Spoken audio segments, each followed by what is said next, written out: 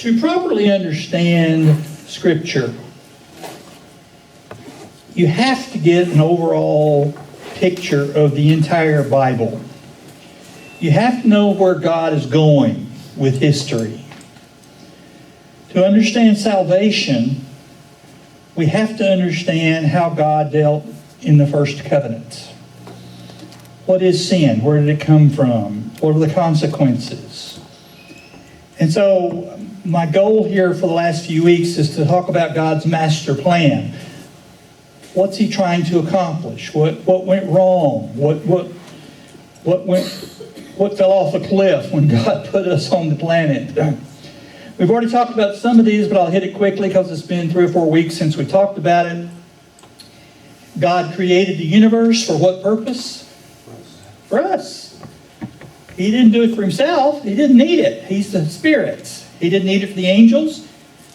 He made it for us. And so the entire universe, all the planets, all the stars, all the galaxies were made for us. All the oceans and the rivers, and it's all for us. Why would He do such a thing? Because He loves us. Yeah. Matter of fact, God even made us in His own image. We're special because the angels were not made in the image of God. We are. In some way, we are like God. When God gives us life, He gives us of His Spirit. And I don't know exactly what that means, but it's a very amazing, special thing. We are made in the image of God. God is a spirit. We are in His image. We each have an immortal spirit from God.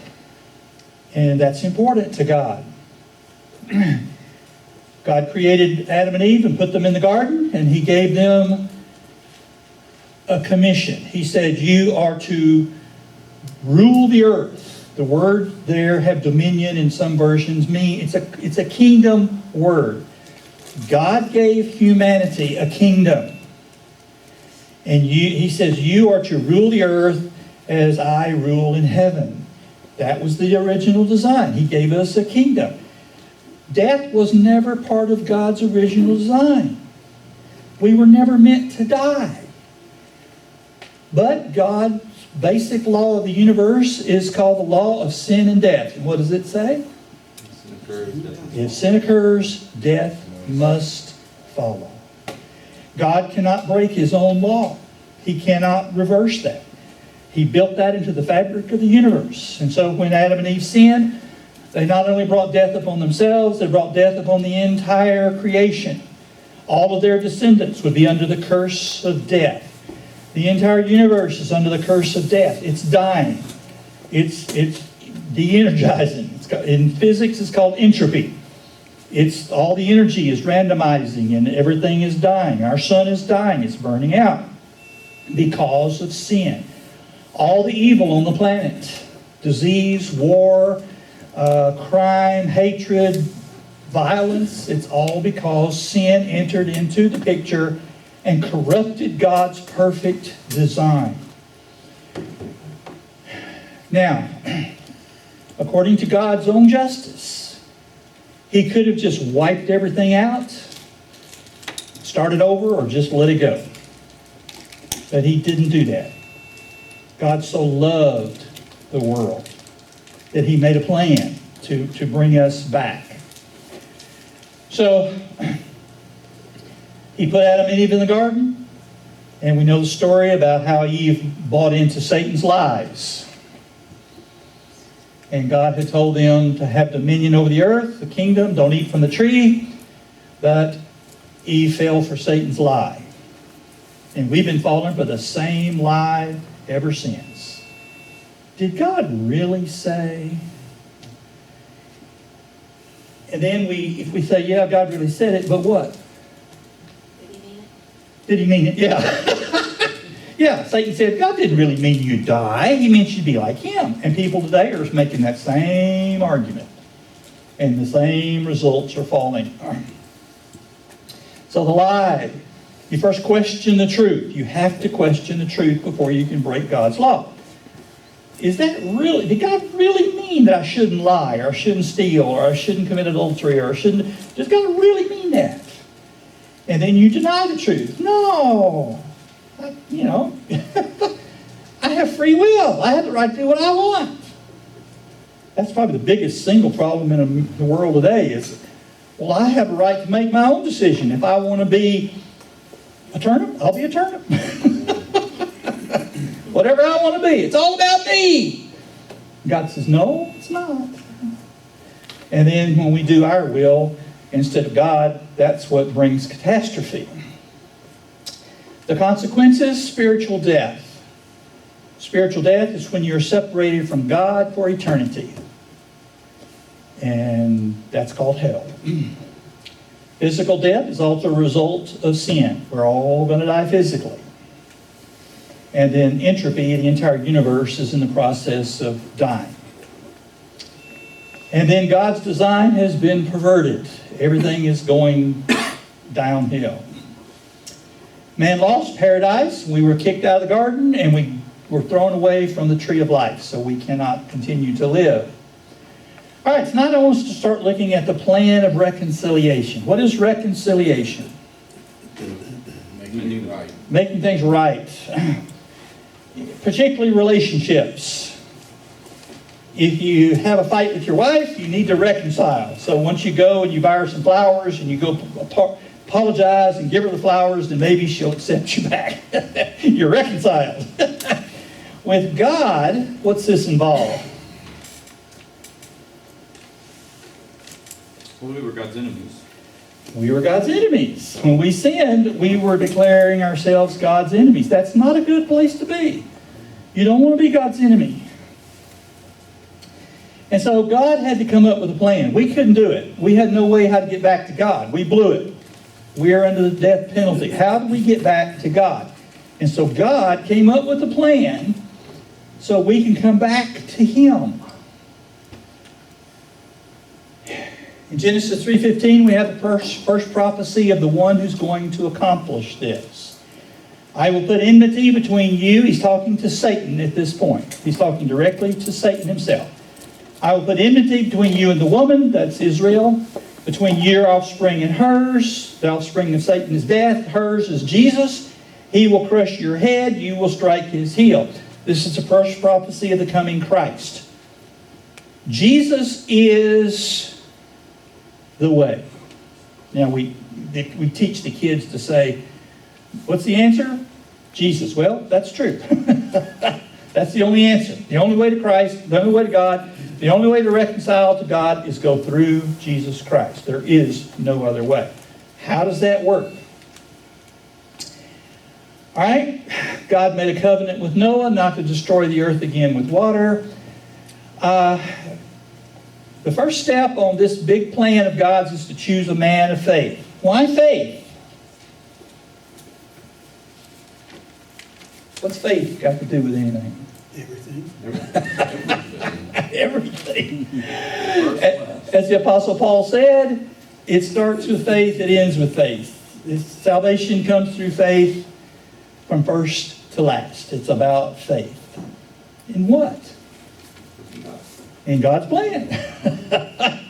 That's why it's important we understand God's plan. So he started with Abraham because Abraham was the quintessential example of a man with faith. Abraham wasn't Superman. He was fallible. But what was his great quality? Believe God. Faith. He believed God. Yeah, he had faith.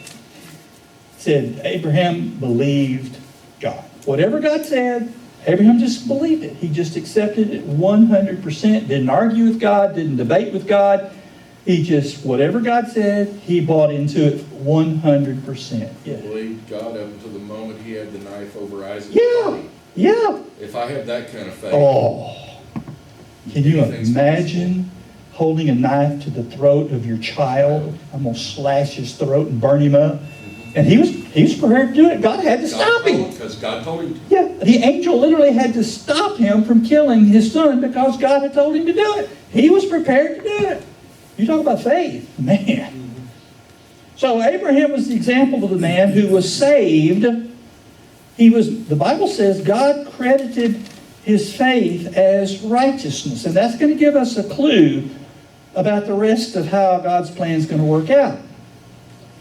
Salvation comes because we have faith in God's plan. And therefore we obey Him. We do what He says because we trust what God says. And salvation will come to us. And then last time we talked about God made a covenant with Abraham. He says, you are going to have multitudes of nations come from you. You're going to have a son of your own. And things are going to be great. So God chose a people, the Israelites. Again, God's got a master plan going. First thing He's going to need is a people to accomplish His goal. And He has chosen the descendants of Abraham to carry out this mission. And so Jacob gave the blessings to his 12 sons. The 12 sons became the 12 tribes of Israel. And so the prophecy was, the scepter will not depart from Judah. In other words, God's master plan. Man lost the kingdom in the garden. God had given us a kingdom. We threw it out the window. So what's God got to do? Restore the kingdom. He's got to restore the kingdom. All right. So this prophecy, almost 2,000 years before the fact, says there's going to be another king coming. The scepter will not depart from the tribe of Judah until it comes to whom it belongs. This is the first real prophecy that there is someone coming down the road 2,000 years later before He shows up. Then God allows the children of Israel to go into slavery in Egypt. We talked about that. They were delivered around 1450 BC. Moses led them out of Egypt. Now, one of the reasons God put them in slavery was so He could give them a covenant. All this is part of God's big picture. Last week we talked about these things. These are all images of what's coming in Christ. These are all these things are symbolic of something that's coming as part of God's plan. And Egypt represents slavery, which is sin. Sin puts you into slavery. Deliverance is obviously salvation. The wandering in the desert is life itself. We're being tested. Crossing of the Jordan means you're crossing from life into the next life. And then Canaan represents heaven, the promised land. That's where we're all headed. So this is the broad picture. All right, so now let's look in a little more detail about how God's going to work this out. First of all, God takes the children of Israel to Mount Sinai. And there He makes a covenant with them. What is a covenant? This is one of the most important words in all of Scripture. It is an agreement between two or more parties.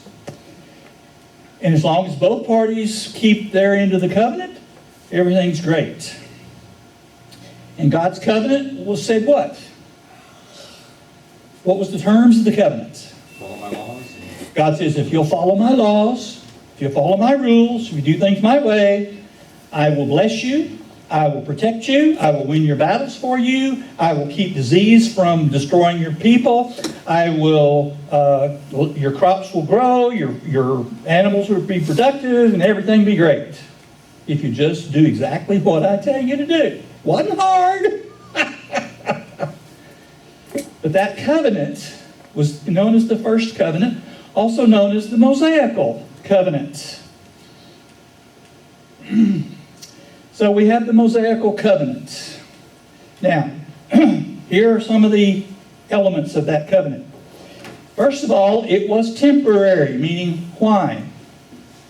How's it temporary? It couldn't actually solve the problem of sin. Okay, that's a different subject. How is the covenant itself temporary?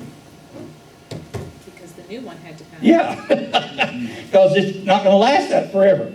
It's going to last about 1,500 years, and then it's going to be replaced with another better covenant. It's exclusionary. What does that mean?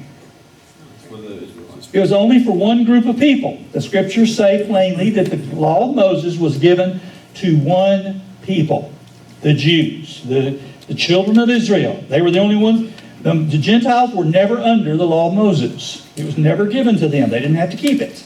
So it was exclusionary. But it was based entirely on keeping the rules. How many rules were there? Well, I've never done this, but I'll take somebody else's word for it. There are 614 separate laws in the law of Moses. Wouldn't you like to have to learn all those? My goodness, 614 separate rules in the law of Moses. And this is what this covenant was based on. God says, you have to keep all the rules to be right with me. And what did the Jews find out? It's impossible. He can't keep them.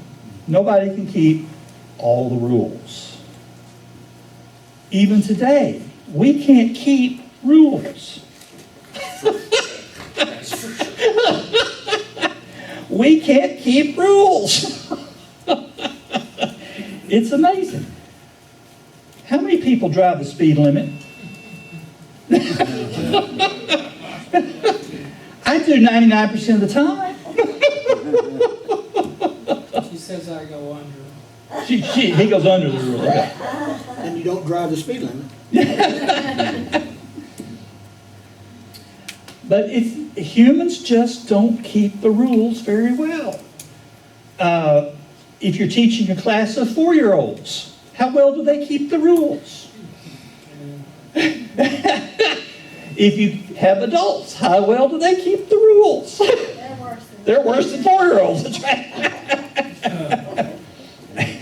Your favorite story, don't touch that. Yes, yes. David, don't touch Yeah, that. yeah. If I painted this wall before y'all came in and put a sign up, do not touch this wall. How long would it be before some of you would touch the wall? You wrestled the first to it earlier. Yeah, yeah. Well, let's see. You know, it says not touched, but that doesn't apply to me. You know, well, sure enough, it is wet. You know, we just don't do well keeping the rules. That's just part of our nature. Well, if your covenant is based on rule keeping, where are you? You're in big trouble. No curse. Yeah. The Mosaical covenant also included animal sacrifices. Now, the animal sacrifice, why did they do them if Scripture says they can't forgive anything? Well, the animal sacrifice could not forgive sin. But God counted the animal sacrifice as a check written on the blood of Christ. Now, what happens when you write a check? What makes the check any good? Money in the account. The money in your bank account. If you don't have money in the bank account, what good is your check? It's worthless. Well, the animal sacrifice could not forgive sin. But since it was written on the bank account of the blood of Christ, God forgave the sin. Not based upon the blood, the animal, based on the blood of Christ. Even though Christ had not yet died. How did God deal with that? He knew what was going to happen. Sir? He knew what was going to happen. Yes. God does not live in time as we do. God lives outside of time, all time at the same time. Now, I'm still trying to work my brain around that one. But since God lives outside of time, for him, all of history is a fact. And the Bible says that God, in the mind of God, Jesus Christ, Revelation chapter 13 says, in the mind of God, Jesus died before the foundation of the earth. So in God's mind, it was a fact. Therefore, he could go ahead and give the animal sacrifice credibility. Because Christ was going to die, it was a certainty to God, so he went ahead and honored the animal sacrifice. What would have happened if Jesus had decided not to go to the cross? He said he had that option. All of those checks. All those checks would have bounced, every single one of them. Not one person would have ever been forgiven of sin. If Christ had said, I don't want to go to the cross. He did say that. He said, I have the option. I don't have to lay my life down. I have free will. I don't have to go to the cross. But he did it because of his love for us and his submission to the will of God. I'm glad he did. Now, even though the animal sacrifice was counted as a check on the blood of Christ and God forgave the sins, what's the problem with the animal sacrifice? Just keep doing it. You have to keep doing it over and over and over and over and over. And the Hebrew writer makes the great case that Jesus Christ only had to die one time. So you and I don't have to keep offering animal after animal after animal. Boy, I'm glad we don't have to do that. Man, I would hate having to do that. All right, so the first covenant had a provision for sin, but it was an imperfect provision. And something better was needed. So God's working his way toward that better thing. And ultimately, the first covenant is powerless to save. Without Christ, that first covenant could not have saved a single soul. Every single human being would have been lost. Also, the first covenant had a priesthood. This is what the high priest would have looked like. I've got to get us an outfit like that. I'll tell you what. I think if I preached wearing that, I'd get a lot more respect. He even had the ephod here on his chest with all the stones. I mean, he was decked out. The high priest was special. How so? Well, had to be chosen by God. First of all, he was chosen by God. He's the only one that could go in the presence of God. The only one. He had to take the blood into the holy place, into the most holy place, put it on the horns of the altar, and that's the only way the sins could be dealt with. He was an important guy. But he had some problems. What's the problem with a human high priest? Guys. Was human. Human high priests, first of all, aren't perfect. They commit sins. Secondly, they die. They just pass away. And they have limited access to God. How so? You only do it once a year. They only do it once a year. Yeah. And so if you had a problem, you go to the high priest, he say, well, I got to wait till next year to go before God. So we needed a better high priest. But this is the first covenant. And God is introducing all these concepts in the first covenant. But the Hebrew writer makes it plain that we have a better system now. Oh, yeah. So I just don't understand Jews today who practice Judaism. Why? Yeah. They've not read Hebrews. Do they not understand? Well, they deny the New Testament. It's a problem. No. Do they still do like sacrifice? They can't. The temple's There's destroyed. no more temple, What no more do altar. they call the? Well, that's I'd like to talk to a Jew about. I'd like to talk to I mean, the temple's not there. They can't offer sacrifices. I just like to understand their thinking on it. How I they don't come to know. the conclusions they come to. Yeah, it's It doesn't seem to make sense. it's amazing. Yeah. All right. So God removed the Israelites from slavery. He took them to Sinai and he gave them this brand new covenant with all these rules and the priesthood and all the sacrificial system. And then he took them to the promised land. He had told them. He had told Abraham, now we're talking about 600 years earlier. He told Abraham, I'm going to take your descendants to a promised land, the land of flowing with milk and honey, Canaan. And so he finally took Israel to the Canaan land. Now remember, this is all symbolic of what's coming down the road. That's why this is so important for us to understand. This is symbolic of what is coming. So in 1450 BC, the Jews invaded Canaan. The Israelites invaded Canaan, and they began to conquer the land, as God had told them they would. And then, after they had conquered the land, they had settled down, divided the land among the tribes, they were told, now, worship God. Don't worship the gods of the Canaanites. God told them, get rid of all the Canaanites. Why? Because if you don't, you're going to take on their If you don't, you will tend to worship their gods. And sure enough, they began to worship the gods of the Canaanites. The Canaanite gods were all fertility gods. What's a fertility god? Made up God. Well, that too. What's a fertility god? It's about sex. Well, for one thing. But the Canaanites and most peoples of this world outside of the Jews believe that in the fall, everything turns brown and dies. So what do you have to do? Sacrifice to. You got to sacrifice to get life going again. And the Canaanites believed that the earth died and all the crops died. And to get everything back to life, you have to worship the gods of the Canaanites. Baal and Asherah were the two major gods and goddesses of the Canaanites. Baal had to be woken up. He'd go to sleep. I love the theology they come to. In the fall, Baal goes to sleep, so everything dies. So you got to wake him up in the springtime so the crops will grow. How do you get Baal awake? Well, you have to get Asherah to get him sexually excited. That's why they had all these shrine prostitutes. And so the way you worship Baal and the way you worship Asherah was to go to the shrines and have sex with the prostitutes.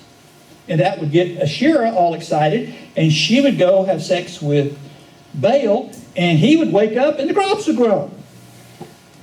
And they believed if you didn't do that, the crops wouldn't grow. Why would God have a problem with this?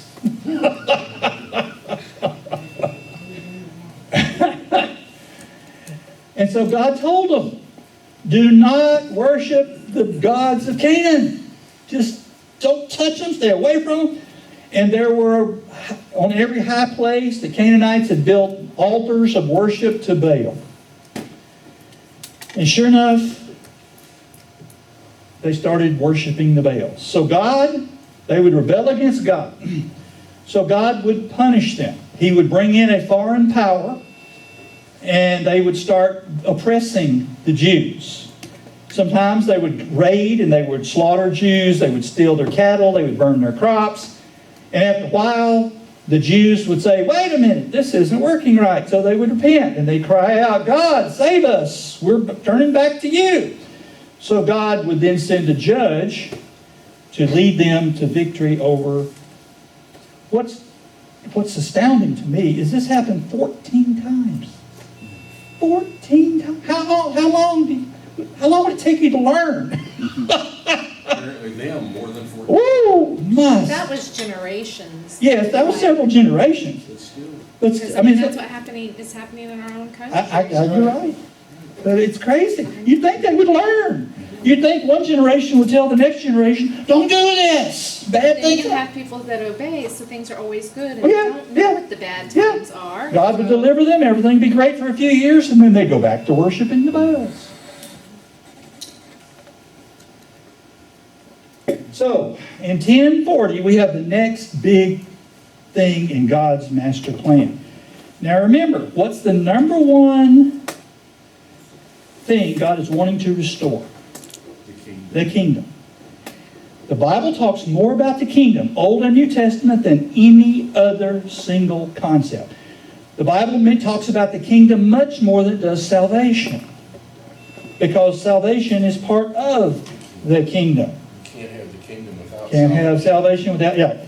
So, God wanting to bring the kingdom back into the world. So he starts with the kingdom of Israel. In 1040, we have the first king of Israel. And then David becomes king of Israel. And God makes a covenant with David. God says, God knew what about David? That his heart was good. That his heart was good. That he was going to be like Abraham. He was going to be a man of faith, a man of trust, a man of honor. Again, he was no Superman. He committed several sins. With Bathsheba, he broke 5 of the 10 commandments in one fell swoop. He caused a plague that killed thousands of Israelites because he wanted to count the soldiers. But overall, David had a heart given to worshiping God. Yes? Just real quick, when he talks talks about that when he said, was that because God would say, you'll have as many as the stars and nobody can really count the stars? Is that why that was bad? Because, No. The reason God didn't want him counting the soldiers is because he says, you don't need to know how many soldiers you have. I'm your defender. okay, You don't worry about the army. It doesn't matter if you got 500 soldiers or 500,000 soldiers. I'm going to fight your battles. Look at Gideon. It's a matter, yeah, like Gideon fighting 138,000 with 300 guys. And God had told David, trust me. Again, this is where your faith comes in. Trust me. If God says trust me, then you don't have to know how many soldiers you got. You don't need a whole bunch of chariots and soldiers and ships. God says, I'm going to take care of you. I'm going to fight your battles. So when David ordered the counting of the soldiers, it's kind of a pride thing. I'm the king. Look how powerful I am. And so God struck Israel with a plague. Thousands of men died. But the point is, about 1000 BC, God made a covenant with David. And this is where we're starting to get very messianic. We're starting to get the first big indications of the coming Messiah. And God told David, out of your line, the Messiah is going to come. This is the first time it's this specific. From your body is going to come the Messiah. The promised king, the one who's going to rule the earth, the one who comes from God. He's going to take care, he's going to establish the kingdom all over the world. He's going to be the one. And he's coming out of you because of your hearts. And so he made that covenant with David. That David's descendants would result in the coming king. In 930, because of Solomon's sin, I'm not going to say a word about it. It was his wives that led him astray, but I want to mention that. But No. he was stupid, if I may use that word. The wisest man on the planet was dumb. I mean, God had blessed him beyond the man. He was the richest man who ever lived, the wisest man who ever lived. He had 900 wives and concubines. 900. That's... I'm sorry, there's so many heads doing that. Oh, I know. He liked pain. Sir? He liked pain. He liked pain, evidently. So was that was not okay? Yeah? He had all of those. Yes, it was. wives with God? Yeah. Yeah, God didn't object to the kings having multiple wives. He told David, you can have all the wives you want. When he slept with Bathsheba, he said, if you'd have wanted more wives, you could have had them. Why'd you have to get this one who's already married? So, God had a little different way of dealing with things in those days. But, no, that wasn't the problem. The problem was Solomon began to worship their gods, is the problem. Just like all the other major sin started with worshiping false gods. At any rate, because of Solomon's sin, God said, I'm going to divide the kingdom. So in 930, God divided the kingdom of Israel into the northern kingdom, the capital was Samaria, and the southern kingdom, the capital was Jerusalem. That's basically what Rehoboam, right, said? Yeah, Basically. Rehoboam and Jeroboam. Yeah. Rehoboam was Solomon's son, and he got the 2 tribes in the south, and then Jeroboam took the other 10 tribes, and he was king in the north. I know that's part of God's plan, but it's amazing what. Yeah, Something you say, the repercussions of that. Oh, and yes, How long that. yes. Why So- was that a part of his plan? Like, what purpose did it serve? God was going to use the northern kingdom. Well, if you hang on, I'll get to that in just a Okay. second. That's a great question. Now, somebody read Joel 2:28 for me. This is one of the most important prophecies in the Old Testament. And afterward, I will pour out my spirit on all people. Your sons and daughters will prophesy. Your old men will dream dreams. Your young men will see visions. All right, this is a prophecy that when the new covenant comes, something different is going to happen. Up until this point, up until the new covenant comes, only certain individuals had the Holy Spirit. But now what happens with every single Christian? We are all indwelled by the Holy Spirit. And this prophecy tells of that. There's a time coming when all the saved will have the Spirit of God within them. And so you and I have an advantage over the Jews. We are indwelled by the Spirit of God.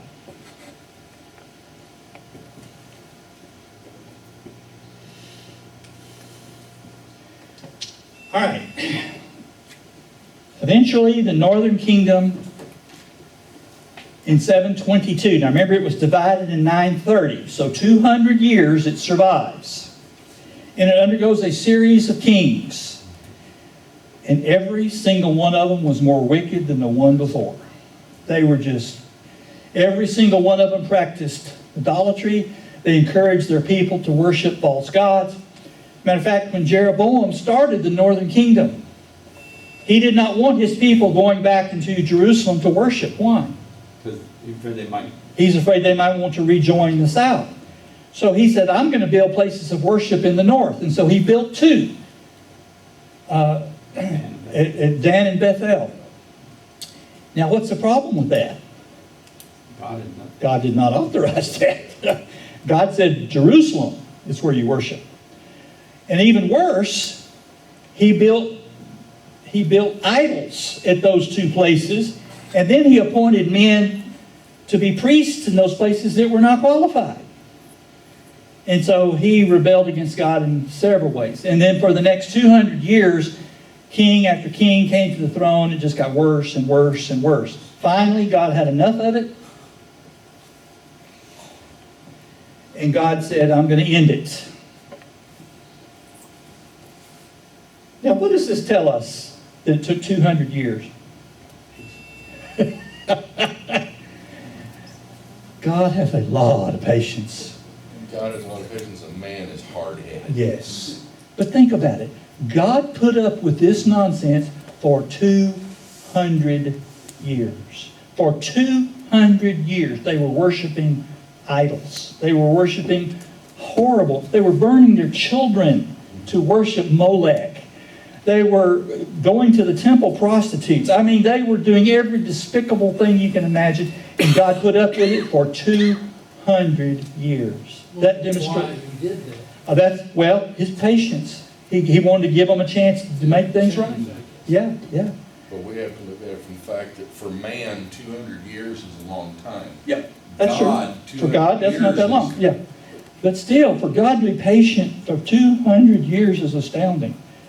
You know, my patience is about 15 minutes, and then I'm ready to get something done. He wanted us to know that because we have. Yes. Yes, sir. Right. How patient has God been with us? Extreme. Just think about the time you first committed sin until you became a Christian. How many years was that? 38 years. God's patient. Yeah. God is real patient with us, and He has allowed us to, He keeps giving us chance after chance after chance. He blesses the wicked. And that's right. He don't want anybody to go to hell. That's right. He does not. How wicked our world is today. And Yeah. He still wants people to. We look at a country today Oh. that is a real sinful, Oh. terrible country, and you can't really say, well, they're done, they're not gonna make it. Yeah. Because Yeah. they could, they could turn Yeah. around in 200-300 years from now, Yeah. they might be the most holy. That's true. But look at all the evil we're doing in this country today. We are murdering 3,000 babies a day in the name of abortion. We have legalized perversion in this nation. And I keep wondering, how long is God going to let us get away with it? If it's any comfort to you, every single nation in history that's legalized homosexuality has been destroyed. Unfortunately, next week we'll talk about the Northern Kingdom.